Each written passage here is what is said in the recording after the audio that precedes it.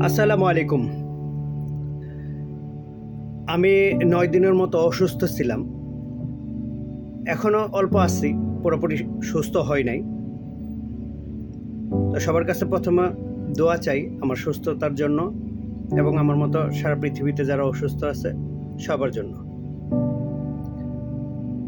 তো এই অসুখ থাকাকালীন আমি বেডে যখন শোয়া ছিলাম তখন প্রচুর ফেসবুক স্ক্রলিং করলাম।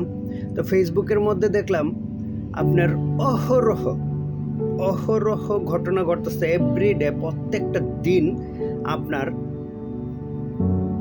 এই প্রবাসীর বউ নিয়ে চলে যাইতেছে, এই বাড়িতে স্বামী আছে তারপরেও নিয়ে চলে যাইতেছে, কোনো ভাগনা মামিরে নিয়ে চলে যাইতেছে, সবাই বিবাহিত মহিলারে নিয়ে চলে যাইতেছে, বা ঘরের যা পালঙ্কের নিচে ধরা পড়তেছে। বিবাহিত মহিলা ছাড়া কি আর মহিলা নাই ভাইয়া? আপনার অবিবাহিত কত মেয়ে আছে, এতিম কত মেয়ে আছে, তাদেরকে নিয়ে আসেন না। আপনারা ফ্রি, যাতে ঝামেলা কম হয়, বিবাহিত মেয়েদের কাছে যান। ওই মেয়েরা ভাবেন যে ওই বিবাহিত মেয়েদের উপর দোষ পড়ে যায়, আর সমাজও এরকম, সব দোষ মেয়েদেরই দেয়। ছেলেরা একবারে দুধে ধোয়া তুলসী পাতা, তাদের কোনো দোষই নাই। তাই এরকম কাজ যে করতেছেন আপনারা একটু চিন্তা করেন না। ওই মহিলা হয়তো বা আপনার সাথে যায় সুখে থাকতেছে বা দুঃখী থাকুক, অর্ধেক লাইফ শেষ করে ফেলতেছে, আর বাকি অর্ধেক লাইফ কোনো রকম কাটায় ফেলে। কিন্তু যারা নতুন করি, যারা আগামী দিনের ভবিষ্যৎ আমরা যে বলি, বাচ্চাগুলোর চিন্তা করেন না ভাই। কত দূর? ৬০ থেকে ৭০ বছর, ২০ বছর, ২৫ বছর, ৩০ বছর আপনার চলে গেছে, আর বাকি কতটুক থাকে? আপনার একটু মজার জন্য ওদিক দিয়ে আপনার সংসার ভাঙতেছেন। ওই পুরুষটা, যেই পুরুষের সংসার ভাঙতেছে, ওই পুরুষ যে আরেক জায়গায় বিয়ে করতেছে। এই মেয়ে আপনি নিলে নিছেন, না নিলে নাই, আরেকজনের কাছে যেয়ে বিয়ে বসতেছে। নাহলে বাকি লাইফ এইভাবে চলে যেতেছে। কিন্তু যারা নতুন বাচ্চা, যারা বাচ্চা তাদের সংসারে, তাদের কি দোষ ভাই?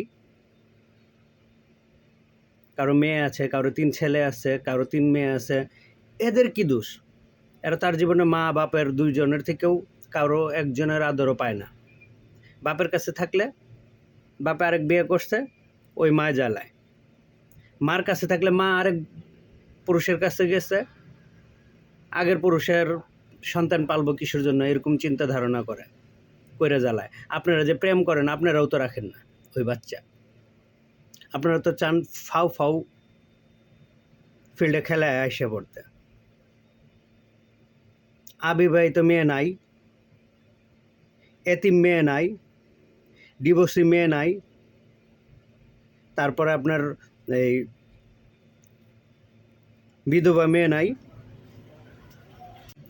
তাদেরকে বিয়ে করেন না ভাই। কি প্রয়োজন একটা সাজানো সংসার এইভাবে জলায়া পড়ে ছারখার করে দেওয়া? আপনারা এমন ভাব নিতেছেন মনে পৃথিবীতে মেয়ের অভাব। যতটুকু জানি পৃথিবীতে মেয়ের সংখ্যাই বেশি। আজকে আপনি আরেকজনের সংসারে আগুন ধরাইতেছেন, কালকে কি আপনার সংসার হবে না? আপনার সংসারে কি আরেকজন যাবে না? ইট মারলে পাটকেল খেতে হয়।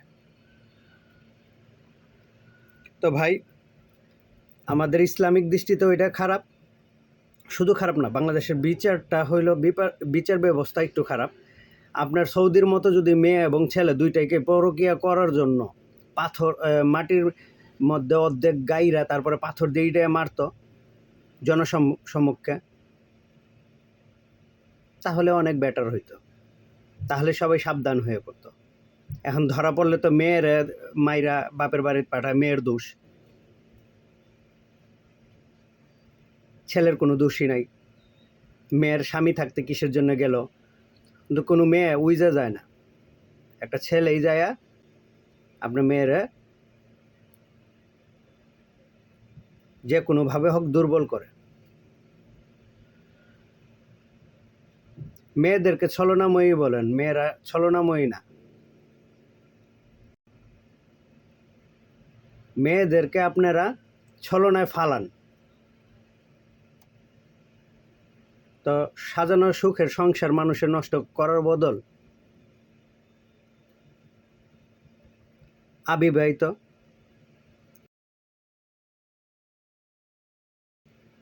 এতিম, তারপরে আপনার ডিভোর্সি, তারপরে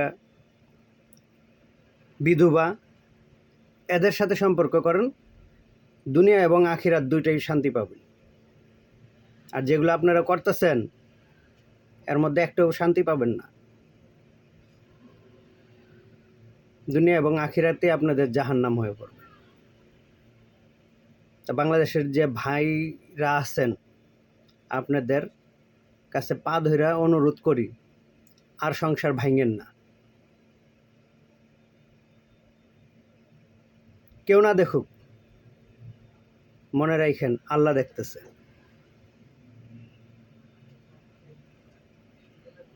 আখিরাতে জবাব দিতে হবে। একটু ভাইবা দেখেন আমার কথাগুলো কি সঠিক বলতেছে নাকি। আজকের মতো এই পর্যন্ত। আসসালামু আলাইকুম।